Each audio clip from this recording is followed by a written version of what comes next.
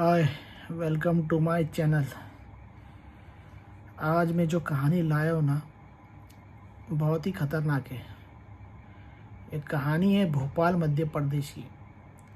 उसमें एक कहानी एक फैमिली की है। इस फैमिली में 3 लोग हैं, जैसे मम्मी पापा और उनका बेटा। तो ये राजेश जी की कहानी है।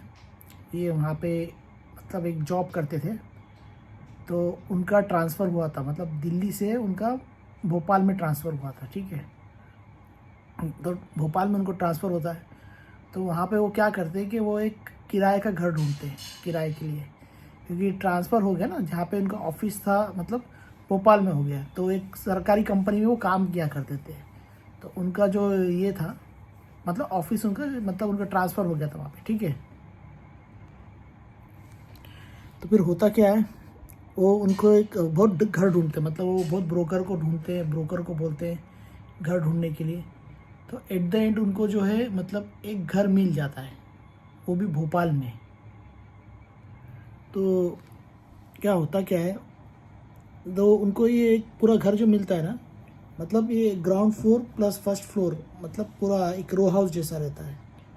तो वो जिस इलाके में जाते हैं मतलब वो एरिया बहुत अच्छा रहता है, और उसमें जो घर उनको जो मिलता है उसके सामने सेम उनके जैसा और एक घर बना रहता है, मतलब जैसे वही मतलब नीचे ग्राउंड फ्लोर और फर्स्ट फ्लोर और टेरेस वाला, तो वैसे बाजू में भी सेम घर रहता है उनके। और उस जो सामने जो उनके घर रहता है उसके बारे में उनको कुछ ज़्यादा जानकारी नहीं रहती। तो राजेश जी क्या करते हैं, वो अपने फैमिली के साथ इधर आ जाते हैं। तो इनका जो एक बेटा रहता है, ठीक है, जिसका नाम मतलब उनका वो प्यार से उसको चिंटू बोलते हैं बेटे को। तो उनका बेटा जो रहता है मतलब कुछ 10 साल का बच्चा, छोटा मतलब 10 भी नहीं रहेगा, कुछ 8-9 साल का बच्चा रहता है। तो बच्चे लोग को पता ही है कि बाहर खेलने की थोड़ी आदत रहती है, बाहर का कुछ, जैसे अभी अगर घर में शिफ्ट होते हैं नए घर में, तो वहाँ से आसपास जो छोटे बच्चे दिख जाते हैं उनको, तो उनके साथ उसके खेलने की एक आदत रहती है। तो उसी तरह क्या होता है, एक बार की बात है, जब इनको शिफ्टिंग हुए मतलब कुछ ही दिन हुए रहते, मतलब जैसे कुछ 7 या 8 दिन हुए रहते। तो वो जो इनका जो मतलब ये जो बच्चा रहता है चिंटू, ये खेलते रहता है, और खेलते खेलते जो है मतलब ठीक है, मतलब वो घर की ऊपर की जो है टेरेस पे चला जाता है। और वहाँ पे जाने के बाद वो क्या देखता है कि उसके घर के टेरेस के जैसे नीचे झाँकता है तो देखता है जो सामने वाला घर है उसमें उसके ग्राउंड फ्लोर पे एक छोटी सी लड़की, मतलब वो भी कुछ 8-9 साल की है, वो छोटी उसी की उम्र की है। तो वो उसको देखती है, और वो जो बच्चा उसको खेलने के लिए बुलाती है।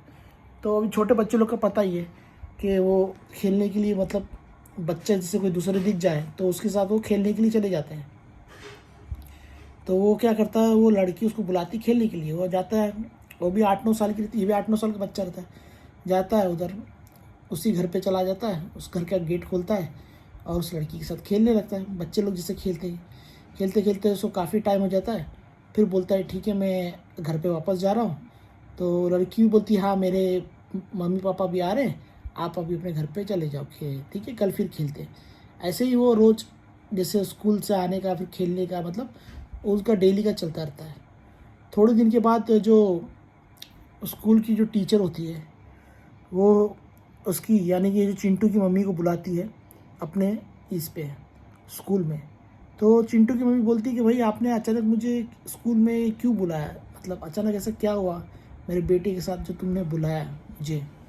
तो टीचर उसको समझाती है कि देखो आपका बेटा कुछ दिन से अजीब हरकतें कर रहा है, ऐसा लग रहा है कि उसका कुछ मानसिक संतुलन बिगड़ चुका है। तो वो बोलती है कि मानसिक संतुलन क्या बिगड़ा है, कि हमारा तो बेटा तो एकदम अच्छा है, वो तो बहुत अच्छा है, वो तो सब में अच्छा है। वो टीचर बोलती है हाँ सब में अच्छा बराबर है, लेकिन वो कुछ ऐसा लगता है जैसे अपनी ही दुनिया में किसी और से बात कर रहा है, किसी से क्या मिल रहा है, मतलब उसको अपनी इसका होश नहीं है। तो माँ बोलती है अरे ऐसा है, तो मैं उस पर नज़र रखती हूँ। तो बोले ठीक है।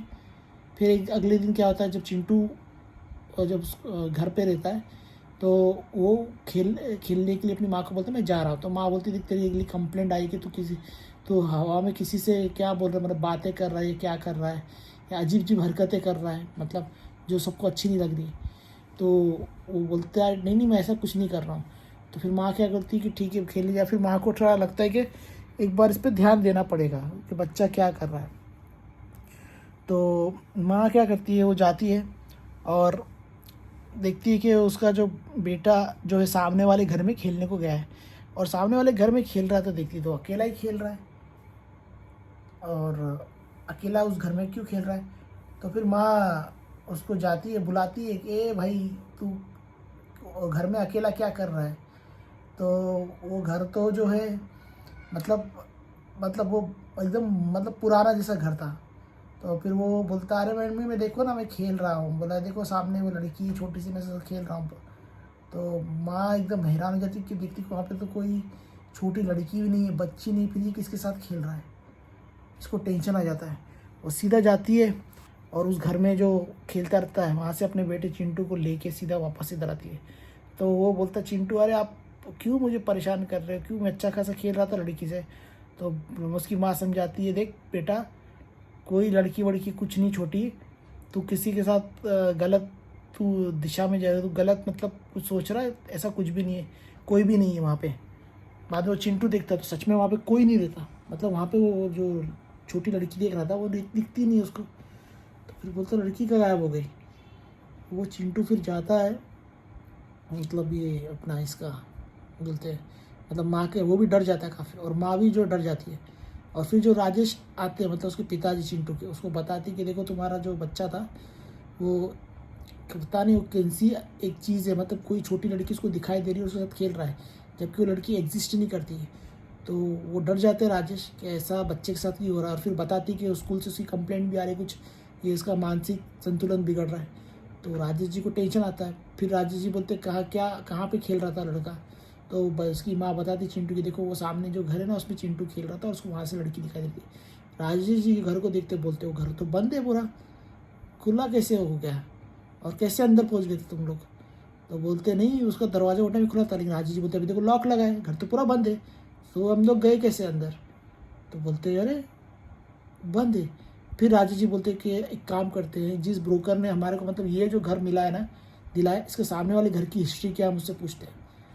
फिर अगले दिन सुबह राजेश जी उस ब्रोकर को बुलाते हैं। तो ब्रोकर बोलता है कि भाई ये जो सामने वाला घर है, एक्चुअली हमने आपको पहले बताया नहीं, अगर हम आपको पहले बता देते तो आप ये घर नहीं लेते थे।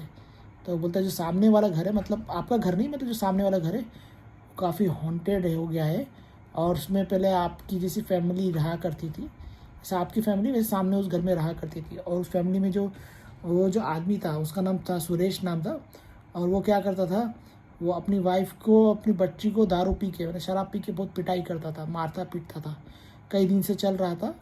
तो एक बार जो उसकी जो वाइफ थी उसने उसके दारू में यानी शराब में जहर मिला दी, और जहर पी के वो आदमी मर गया।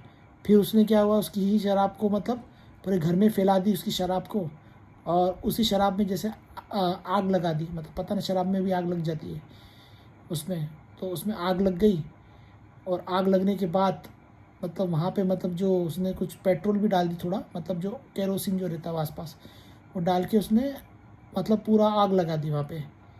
आग लगा तो उसमें वो भी मर गया, हस्बैंड भी, वो भी मर गई, और साथ में जो छोटा लड़की थी वो भी जल के मर गए सब। उसके बाद से वो घर आज तक किसी ने किराए पे लिया नहीं है। तो वही लोग काफ़ी डर जाते, बोलते फिर क्या करें। तो अभी क्या कर सकते, बोले एक काम करो, अभी तो आप रह लो, लेकिन वो ब्रोकर बोलता है कि आप लोग उस घर में कुछ भी दिखे, आप लोग उस घर की तरफ जाना नहीं, आप अपने घर में रहना। अगर वहाँ से कुछ आवाज़ आती है, आपको कोई बुलाता है, या कोई छोटी बच्ची जैसे आपके बच्चे लड़के को दिखी थी चिंटू को, अगर कोई दिखता है ऐसा, तो उनको सख्त मना करो कि कोई वहाँ पे जाएगा नहीं। तो फिर वो लोग डर जाते हैं। फिर क्या होता है, अगले दिन जो चिंटू रहता है वो देखता है कि वो जहाँ से टेरिस पे जाता है, और जहाँ पे टेरिस पे जो सामने वाला जो बंद घर था, फिर से पर चिंटू उसको देखता है। तो चिंटू देखता है वो जो लड़की थी, जो उसको एकदम नॉर्मल लड़की दिखती थी, वो अब उसको एकदम खतरनाक और जला हुआ उसका चेहरा दिख रहा है, एकदम डेंजरस। वो अपनी चिल्ला के अंदर भागता है और अपनी माँ को बुलाता है कि देखो एकदम भयंकर दिख रही है वो लड़की, और ऐसा लगता है कि वो लड़की मेरे को मार देगी, ऐसा लग रहा है। उसकी माँ भी डर जाती है एकदम कि अरे अभी हमारा कैसे रहेंगे, वो लड़की जो भूतिया लड़की वो हमारे बच्चे के पीछे पड़ गई है। तो फिर वो बोलते हैं राजेश जी कुछ तो करना पड़ेगा। तो फिर वहाँ पे जाते हैं, उनके आगे ही थोड़ा एक जगह रहती है, वहाँ पे उनका कोई तो एक बाबा रहता है, उससे बात करते, फिर वो कुछ को देता है, कुछ ताबीज़ देता है, कुछ मंत्र क्या देता है। उसके बाद से वो बच्चे को भी दिखना बंद हो जाती है और इसको भी दिखना बंद हो जाती है, चिंटू की माँ को भी, और चिंटू को भी दिखना, और लड़की बंद हो जाती है। तो ये कहानी थी एकदम डेंजरस और बहुत ही ख़तरनाक। अगर आप लोग को ये कहानी कैसी लगी, आप लोग प्लीज़ कमेंट बॉक्स में बताइएगा, और मेरे चैनल को लाइक, शेयर और सब्सक्राइब कीजिएगा। और आप लोग किस टॉपिक पे कहानी सुनना चाहते हैं और वो मुझे बताइएगा, ठीक है। तो मिलेंगे हम लोग नेक्स्ट वीडियो में, ठीक है। तब तक थैंक्स फॉर वॉचिंग।